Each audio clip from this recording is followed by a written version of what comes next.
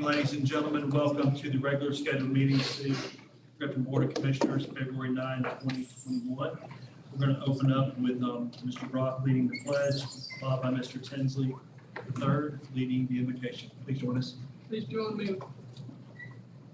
Pledge allegiance to the flag of the United States of America and to the republic for which it stands, one nation, under God, indivisible, with liberty and justice for all.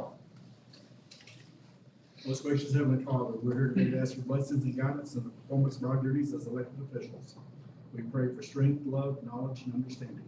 Help us to recognize and solve the problems that are presented. Make our solutions fair and just to the best interests of everyone. Help us to overcome our shortcomings and keep us united as a team to work with the government, the city, and its people. We pray in your name. Amen.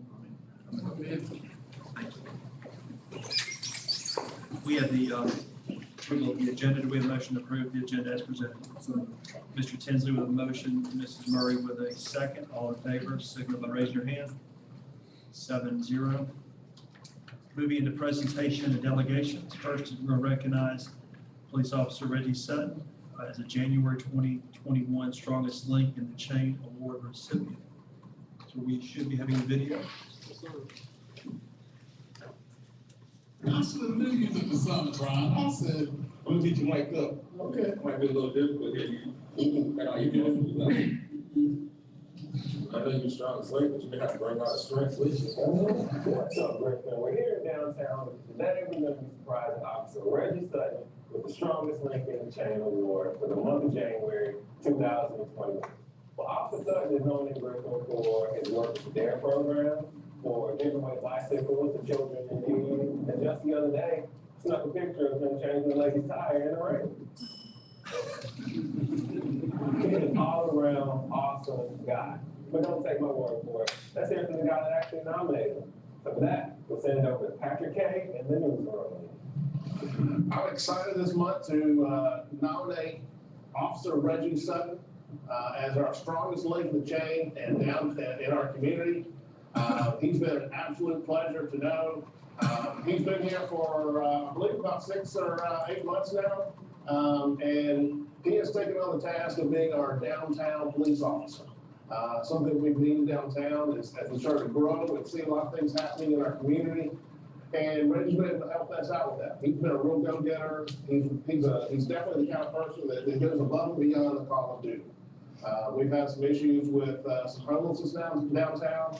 And instead of just, shuffling them on to another place and moving them to another place, Reggie took it upon himself to find out a little more about these people and find out what's going on and find out the root of the problem. And so instead of just shuffling from one place to another, find out that they were just looking for a place to go. They're looking to get to their family. They're looking to go and get some shelter. And Reggie was able to identify those problems and identify solutions to them. And so he's been an excellent help in downtown. He's been walking around helping us out with potential crime issues out there. He's met all the business owners downtown. Everybody loves him downtown. You don't go into a shop without someone knowing exactly who Officer Sutton is. And I've had the chance of having lunch with him a couple of times downtown and really got to know him. And he's a real strong family guy, loves what he does here for the city of Griffin, and he's an excellent employee. If we could have a couple more Reggie Suttons in our community, it'll be a couple times better. He's an excellent employee. I love having him near our community. And he is definitely what embodies the strongest link in the chain for the city of Griffin. Thanks, Patrick. I'm pretty sure Officer Sutton is going to be really appreciative of your recognition of his work, not only downtown, but in the community as well. So without any further delay, let's get him over here and surprise him. Reggie, what's up, man? You downtown? Yeah, can you meet me at the corner of Hill Street and Solomon Street outside of City Hall?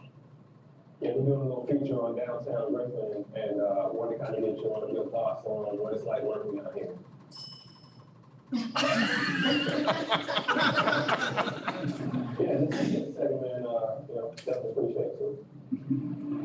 All right, I'll see you in a few minutes.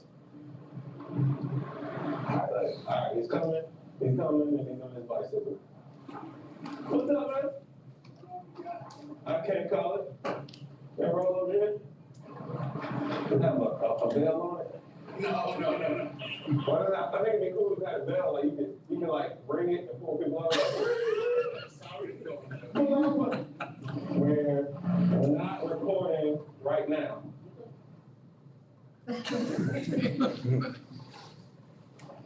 But what we're doing is,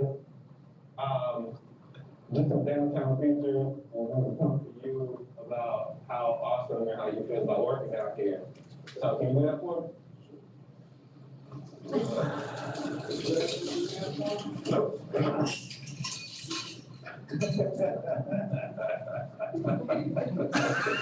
You're the strongest link in the chain. This guy.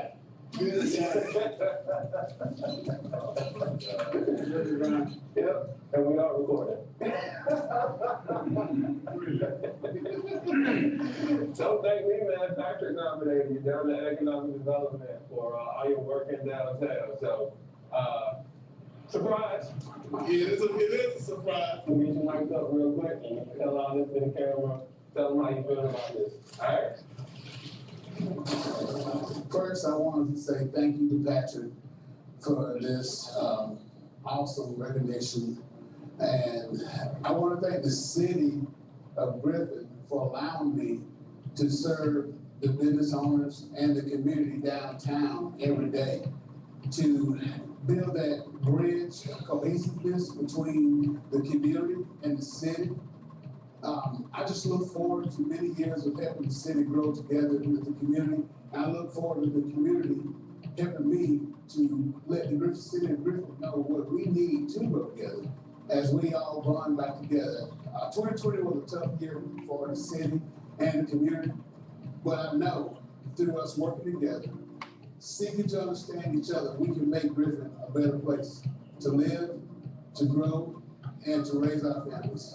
Thank you, City of Griffin, for this awesome and honorable award and recognition. I'm humbled. I can't say enough about the City of Griffin. And Patrick, thank you again.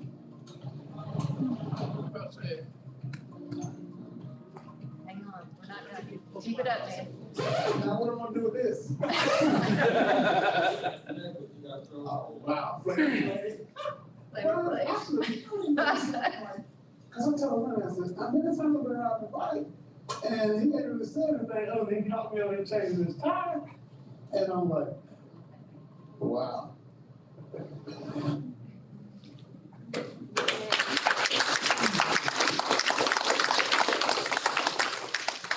As a downtown business owner, it's been a pleasure getting to know Reggie and seeing his commitment to all the citizens of Griffin, and we're very blessed to have him. Patrick, thank you for stepping up and recognizing how awesome of an employee and servant for this community. Thank you.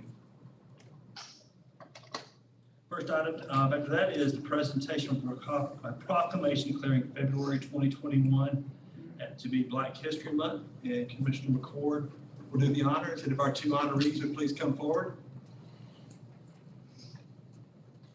Ms. Sheila Redding and retired Fire Chief Willie Henley. Oh, come on up, come on up.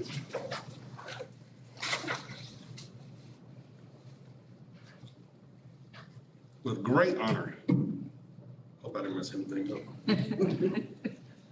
The City of Griffin, Georgia Board of Commissioners does hereby proclaim, recognize, and celebrate Black History Month, February 2021.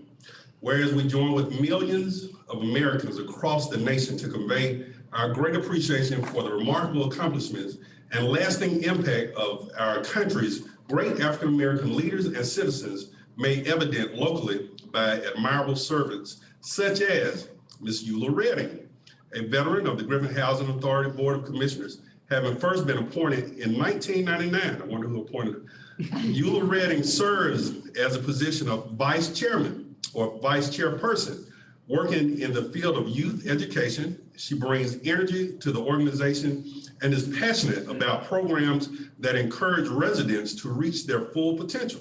Ms. Redding also serves as chair of the executive committee of the Spalding County Collaborative Authority for Children and Families, Ms. Eula Redding. Also, and retired Fire Chief Willie Henley Chief Haley served in the United States Army and is a Vietnam veteran. He served Griffin Fire from April 16, 1973 until July 31st, 2004. During his tenure with Griffin Fire, he served in all ranks of the department and spent his last years as the first African-American fire chief for the city of Griffin. Chief Hanley currently serves our community as a bailiff for the Spalding County Juvenile Court and serves his church congregation as chairman of the deacon board. In witness thereof, we have hereunto set our hands and caused the seal of the city of Griffin to be affixed on this 9th day of February in the year of our Lord 2021, signed by the mayor of Griffin, Mr. Douglas S. Holberg, attested by the city manager, Mr. Kenny L. Smith. Congratulations to you both.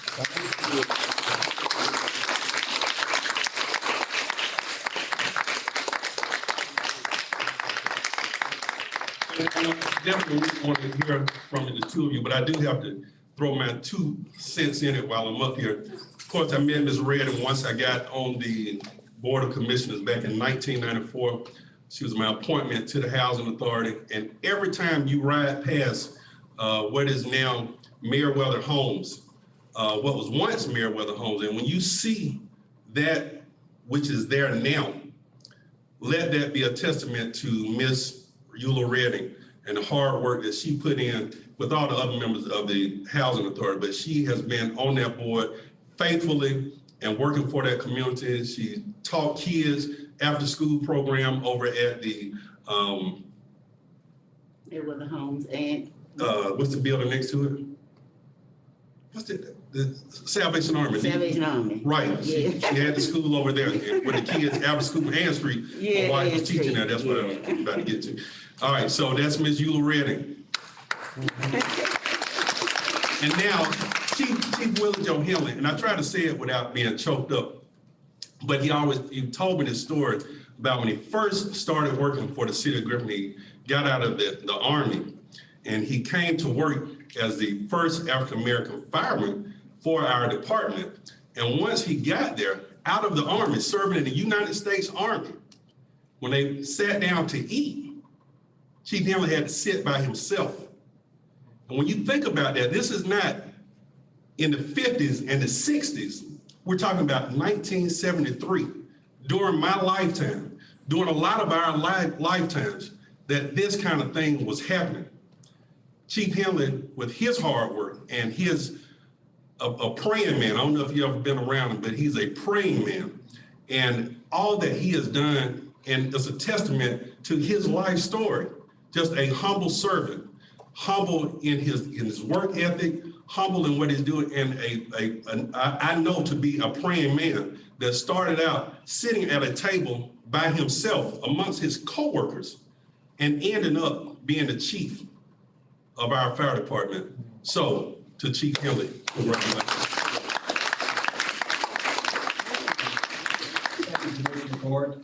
Mr. Henley? Certainly, we are grateful for this recognition. And everything that I've done, whether it was serving in the military or the fire department or telling some little old wild kid down here at the probation office to pull your pants up and tuck your shirt in and do good whenever when you feel nobody's watching. I just tried to touch people's lives in a positive way as I went through to try to make this community just a little bit better place than when I got here. When I leave, I want to have it just a little bit better. And certainly, we thank y'all for, you didn't have to, Mr. McCoy didn't have to recognize me and so many other people who've done far greater things than I've done, but he recognized me, and for that we say, thank you, thank you, thank you. I see a lot of my friends up on the board, and I appreciate y'all thinking about me. I'd just like to say, my wife, we're gonna be married 50 years in about 2 months. I'm hoping that we can make it for the next 2 months together, so we'll have our 50 years there. Congratulations. Thank y'all. Thank you so much. thank whoever nominated me for this. I'm one of those teachers that don't like attention. I want to thank the commissioners for going along with it. I said when I got up here, I don't know what to say. I do everything trying to make the community better. Mr. McCord said all those good things about the housing authority. But if it wasn't for different people in this room today, my adopted son over there, Mr. Robert Dove, pushes us. Miss Ward over there coming down telling us we need to do this and we need to do that. And the difference in Mayweather Homes, I moved in Mayweather Homes. I had lost my job and couldn't work, so I moved in Mayweather Homes. And I saw that everyone thought it was a house of last resort. You go there when you can't go anywhere else. But then we started cleaning it up, and I would tell the kids that there's nothing you can't do and nowhere you can't go. And I instill that in the kids that I touch. And I see them now, 20, 30, 35 years old, doing all the things they told me they wanted to do. And that is the reason I do the things I do. Not for recognition, which this is, I'm humble. I'm humble for this, I am. No one except my daughter know how I feel standing up here. I do not like people patting me on the back and all that. But I thank you all for thinking on me, because like Mr. Henry said, there's so many others you could have. So I'm gonna ask you to do one thing for me, everyone in this room. When you see a child that's in need, and you can do something about it, think of me. Do that, and that will make my life worth all this standing up here in front of you all this evening. Thank you.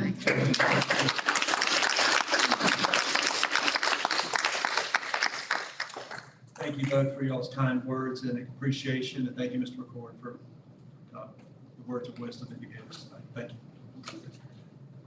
Next on the agenda is presentation proclamation declaring February 19, 2021 as Arbor Day. And Mr. Alexander Hope, Chairman of the Environmental Council, please come forward. And Bryce Martin, you can too as well.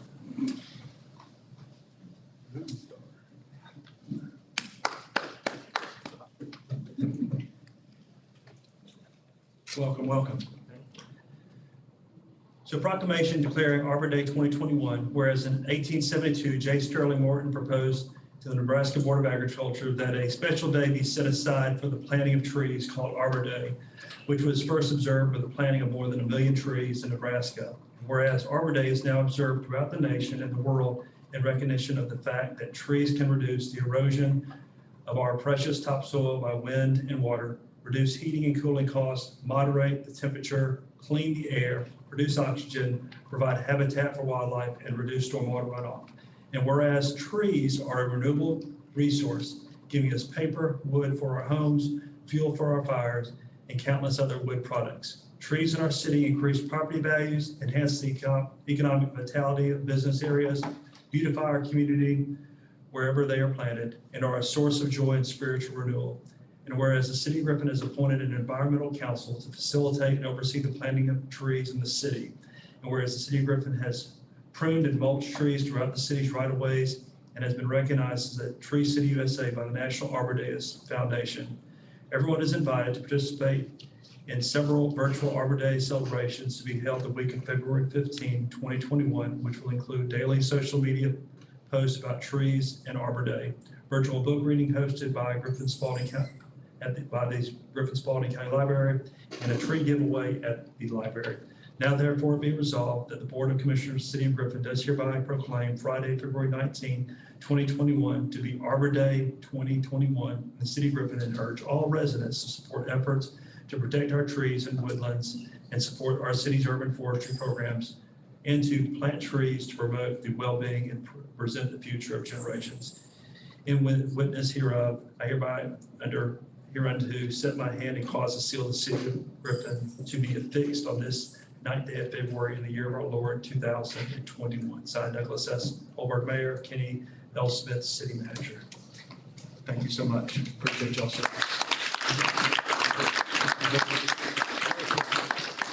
I'll just say thank you on behalf of the whole council for taking time to emphasize Arbor Day and to get the word out about that. We have a great group of people this year, and we're looking forward to holding a community cleanup in every council district this year is the next big thing that we're taking on. We would love to hear more from the public. Please come to our meetings. We're going to start having those broadcasts and make access a lot easier. We are here to emphasize trees today, but if you see something in the community that is bothering you, like it could be anything, please feel free to come tell us and use us as a sounding board to get that to who needs to know about it. So thank you very much. Thank you so much for your service. Item 4 is to review financial reports for December 2020. Chief Financial Officer Marcus Schwab will address. Good evening, sir. Good evening, Mayor. Good evening, Commissioners. Any questions on the cash reports or any of those items? Interim statements by fund? No? I just want to point out one thing, though. We did collect the property tax payment from Spalding County Tax Commissioner, and the 1.3 was posted to our system, which is about $300,000 less than what we anticipated. Again, the property tax bills went out later. February's posting will come in the next few days or so, and when that posts, then we'll have a better idea of where we're tracking. Right now, it seems to be a little short. Are there any other questions, Mr. Schwab? Good job, sir. Congratulations. sir. Thank you. Good job. Appreciate it. Thank you. All right, we're moving into citizen comment. At this time, the mayor opens the floor to comments from the audience. Comments should relate to a specific agenda item not listed on the agenda for the public hearing or to concern within the jurisdiction of the city. Commission meetings serve the purpose of conducting city business and are not a forum for the unlimited expression of opinion.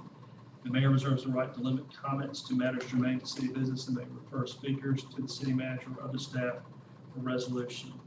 Mr. Connor, do you have any letters or emails sent to us? Yes, Mayor, we have 2 that were submitted.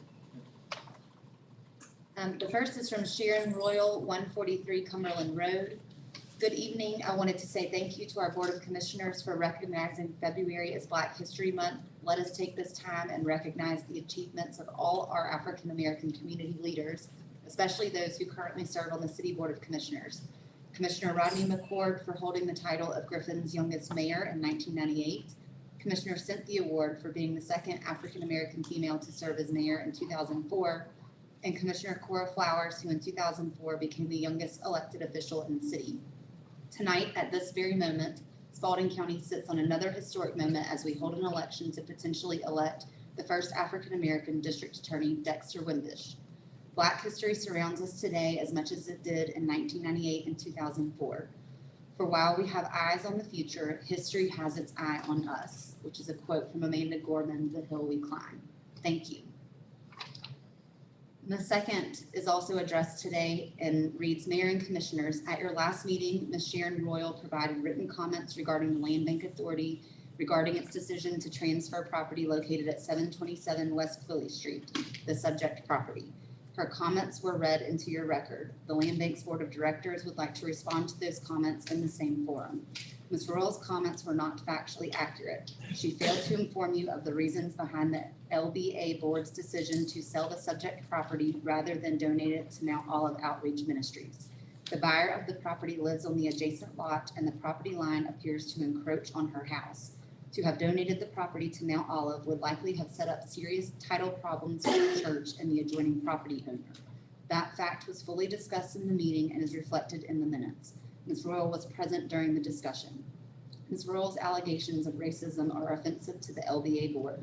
The Land Bank has been working with Impact Racing Ministries for years to support its mission of helping the youth in one of Griffin's lowest income and historically Black areas.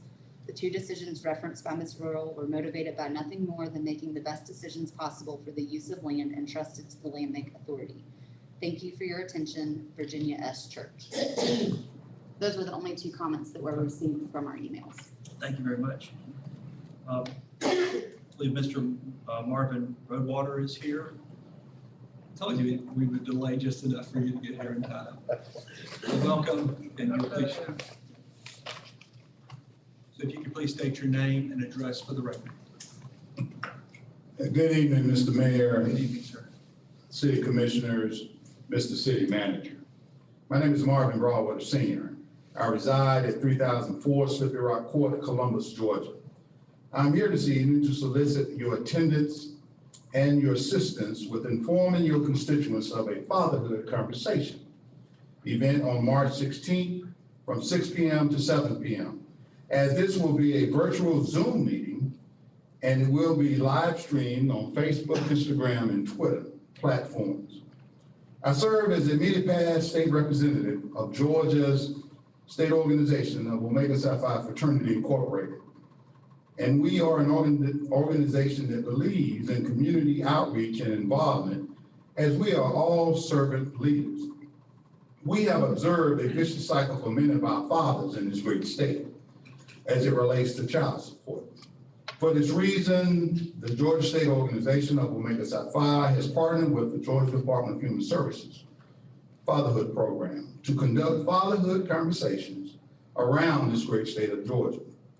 Those fathers who are unaware of the services and benefits of this program affords will have a chance to engage the subject matter experts.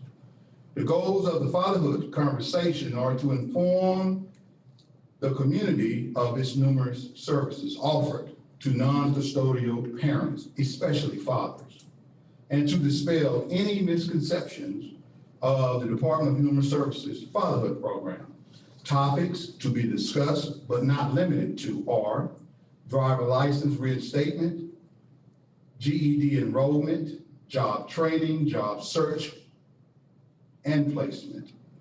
We believe all challenging issues facing our governing and policymaking bodies are interrelated: crime, economy, homelessness, unemployment, domestic violence, child abuse, neglect, drug use, prison population, poverty, and a plethora of other challenging community concerns.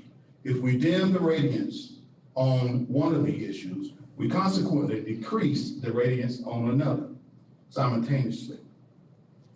Fathers who find themselves in child support arrears will benefit tremendously from this program. The plan is to blanket the city and inform all of your citizens of this program, the form and its benefit. I hope to see you on the call.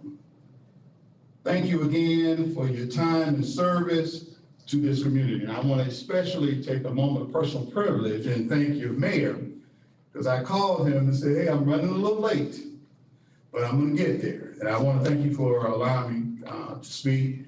And I want to thank all of you for your continued servant leadership, because when you lead a community, it's not easy. Thank you again. I think I sent an email to all of you, but I will canvass this entire community tomorrow.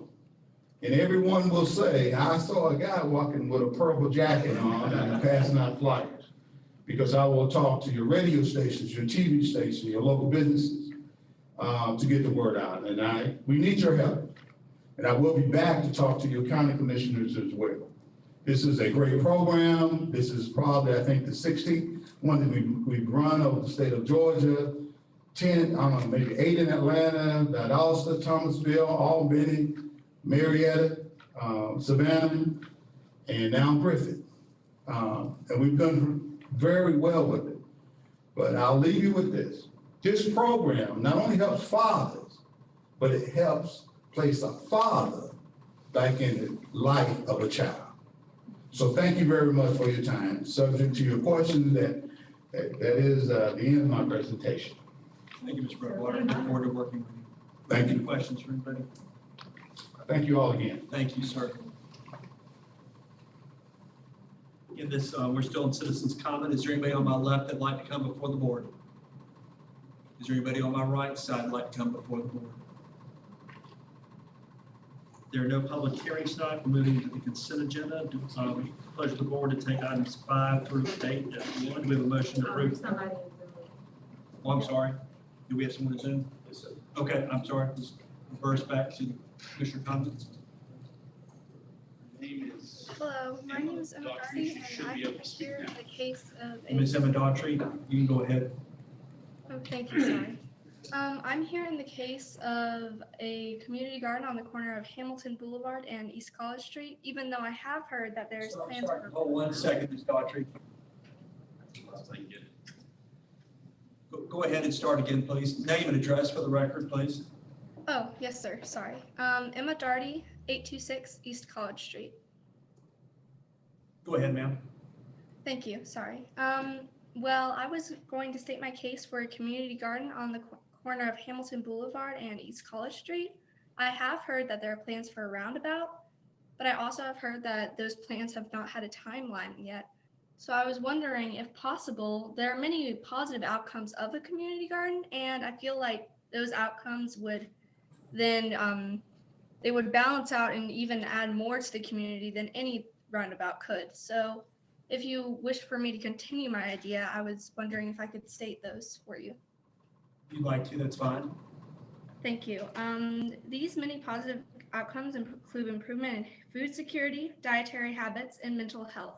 There's also reduction in obesity and obesity-related diseases through proper food education that a community garden provides. And if the community garden is successful, then you can give tours, and it might be an inexpensive way for younger students to be involved in that certain thing. So it helps spread awareness for health. Along with that, it includes soil and air quality, increased biodiversity, reduction of neighborhood waste and air quality, and it improves water infiltration and reduction of food miles. There are also stunning correlations between community gardens and crime rates. In San Diego, gun violence dropped by 30% after the introduction of a community garden.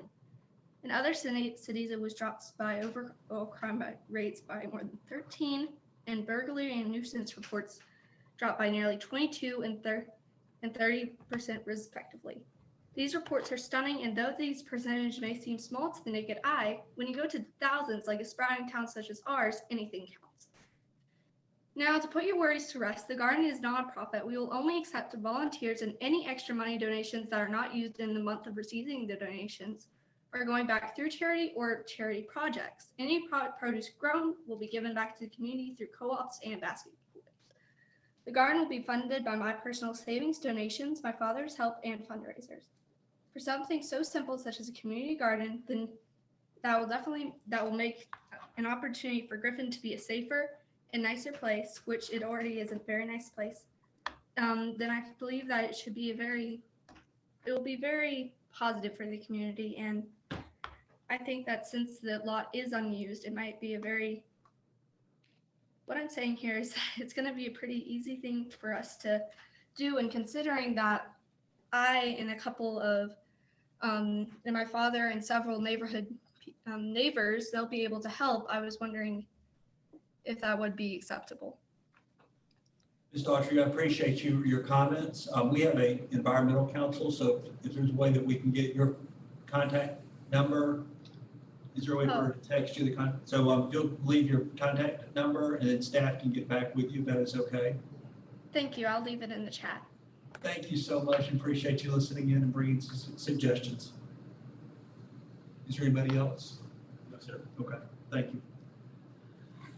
Moving back to the consent agenda, we had a motion, I believe, from Mr. Tinsley and a second by Ms. Murray on the consent agenda. All in favor of items 5 through 9, please signal by raising your hand. 7-0 on the consent agenda. Moving into the regular agenda. Item 9, consider minutes of the joint special call meeting of the City of Griffin Board of Commissioners, the Spalding County Board of Commissioners, and the Spalding County School System Board of Education, and the Griffin Spalding County Land Bank Authority on January 21st, 21. Do we have a motion to approve the minutes? So moved. Ms. Flowers, motion. Mr. McFord with a second. All in favor, please signal by raising your hand. Good. So we have 7-0. We'll have 2 abstentions. We need 2 abstentions. So 5-0-2. So we have an abstention. Ms. Murray, and Mr. Tinsley. Okay, so Mr. Tinsley, Ms. Murray. So 5-0-2. Murray and Tinsley out. Item 10, consider a resolution for a Georgia Fund loan, GFA, to modify the loan amount to $6 million from the Georgia Environmental Finance Authority for the Heads Creek Dam modification for the Department of Watershed Management. With motion to approve. So moved. Mr. Tinsley with a motion to approve. Do we have a second? Second. Mr. Brock with a second. Any questions or discussion of Dr. Keller? All in favor, please signal by raising your hand. 7-0. Item 11 is consider the purchase of a GRACO fluid inventory control system to add to the oil dispensing system from QAT Atlanta sole source in the amount of $18,783.57 and amend the budget accordingly for the fleet service division. The motion to approve. Mrs. Murray with a motion. Do we have a second? Mr. Tinsley with a second. Any questions of Mr. Chris Walker? All in favor, please signal by raising your hand. 7-0. Item 12, consider supplemental agreement number 1 to the professional service agreement with Health and Lineback Engineers in the amount of $187,781 for the redesign of the East Solomon Searcy intersection project. We have a motion to approve the. So Mrs. Flowers with a motion. Do we have a second? Second by Mrs. Murray. Any questions or discussion of Dr. Taylor or Mr. Walker? All in favor of the professional agreement for the price tag, please raise your hand. All again, so all 7-0. Okay. Item 13, consider amending the City of Griffin's fiscal year 2021 operating capital budget by appropriating $50,000 to the capital outlay at the C&D landfill and the solid waste utility fund, and approve the liquidation of investments from the Truist custodial investment portfolio if necessary, and transfer the $50,000 to solid waste operating account. We have a motion approved. Mrs. Murray with a motion. Do we have a second? Mrs. Ward with a second. All in favor, please signal by raising your hand. 7-0. Item 14, consider resolution adopting revised personnel policy manual. Director of Human Resource Stephanie Woods. I think she's out today. Yes, unfortunately, she is sick, so if you have any questions or need to go over any further, we are prepared to do that if needed. Okay. So we've been going through this the last several months. We have a motion to approve. Motion to approve, sir. Mr. Brock with a motion. Second by Ms. Murray. questions. Go, yes, we have questions. Go ahead. Of course, my stuff is frozen and I can't get back to, hold 1 second, y'all, technology. And does this proposal include the pay for performance that we discussed at the? Yes. It does in the, get the right version. So. It does just in the evaluation section, which is section 13.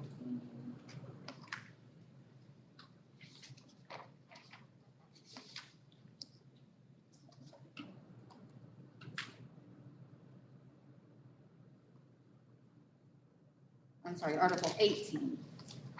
13 was the big lead changes, and then Article 18 is the pay for performance plan that we discussed at our goals workshop.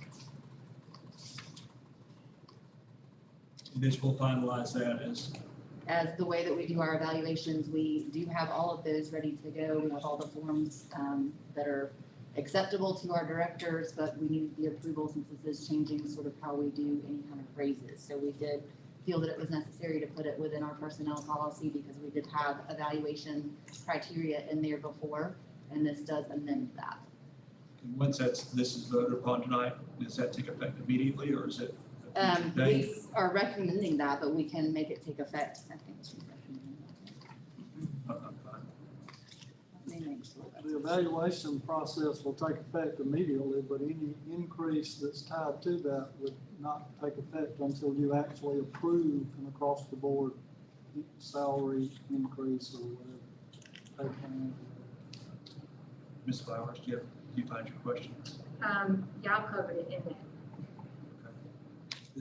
Any other questions from any members? Okay, statement, a question. Yes, ma'am, yes, ma'am. Okay, so just in terms of, I'm just still not personally comfortable, with the policy, but I do think that the rest of the personnel policy is good.